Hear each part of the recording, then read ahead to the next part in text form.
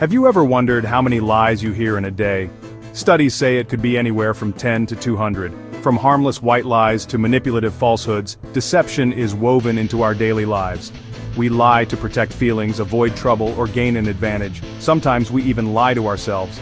This constant presence of deception makes it crucial to know how to spot a lie. For centuries we've relied on intuition, watching for shifty eyes or nervous fidgeting. But are these really reliable? As we'll see, the art of detecting lies is far more complex than old myths suggest. Let's explore why our instincts often fail us. Polygraphs, or lie detectors, are famous for measuring stress, not lies. Despite their reputation in movies and TV, these machines don't actually detect deception. Instead, they track physical responses like heart rate, sweating, and breathing patterns, which can spike for many reasons.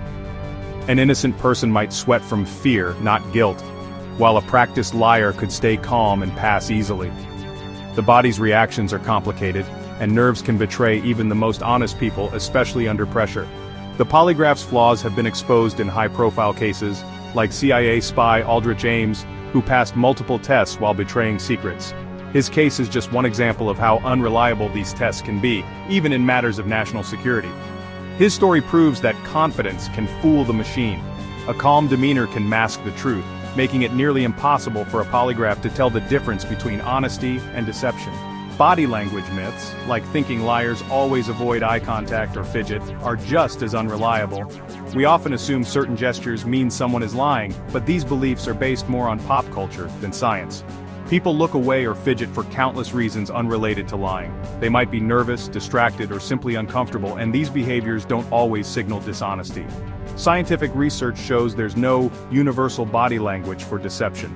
Every person is different, and cultural differences make it even harder to read someone's true intentions just by watching their movements. Relying on these cues can make us suspect honest people and miss skilled liars. Misreading body language can damage trust, relationships, and even lead to false accusations. The truth: our bodies don't always reveal our minds. What we feel inside doesn't always show on the outside, and appearances can be deceiving. So, if body language fails us, where should we look? If we can't trust gestures or facial expressions, what clues remain? The answer lies in the words people use. By listening closely to what someone says, and how they say it, we can get much closer to the truth than by watching their body language alone. Modern deception science has shifted its focus from body language and gestures to the subtle cues hidden in our language. Instead of watching for shifty eyes or fidgeting hands, experts now listen closely to the words people choose and how they construct their sentences. Lying is mentally demanding, creating stories, remembering details, and hiding the truth all at once. This mental juggling act puts a strain on the brain, making it harder to keep track of every detail and maintain consistency. This cognitive load subtly changes how we speak, often leading to more pauses, hesitations, or awkward phrasing that can be detected by careful listeners or advanced software. Researchers now analyze massive data sets, searching for patterns in word choice, sentence complexity, and emotional tone. By examining thousands of conversations, they can spot the linguistic fingerprints of deception. For example, when Lance Armstrong denied doping, he often used distancing language and avoided saying "I," making his statements less personal and more vague. Instead of directly denying the claims, he frequently attacked his accusers, shifting attention away from himself and the allegations. These linguistic fingerprints, patterns in language, are proving to be more reliable indicators of deception than traditional signs like nervous tics or body language. Since lying is fundamentally a verbal act, the best clues are often found in the words themselves, not in how someone looks or moves. Patterns like fewer first-person pronouns or an increase in negative emotion words can signal deception, offering subtle but telling hints. This scientific approach gives us a powerful new lens to spot lies, transforming how we understand and detect deception in everyday life.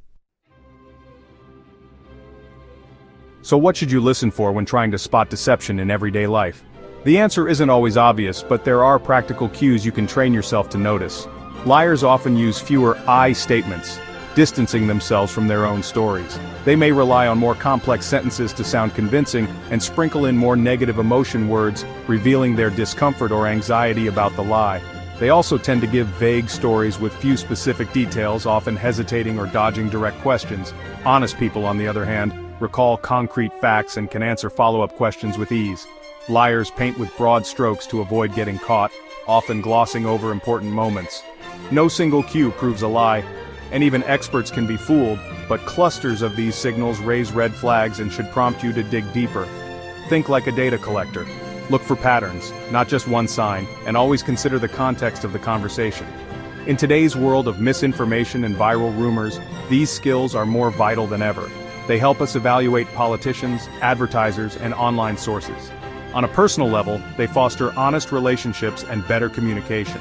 By focusing on language, not just body language, we become smarter, more discerning consumers of information, able to make better decisions in every aspect of life. In a world full of deception and half-truths, discernment is our best defense, helping us find the truth when it matters most.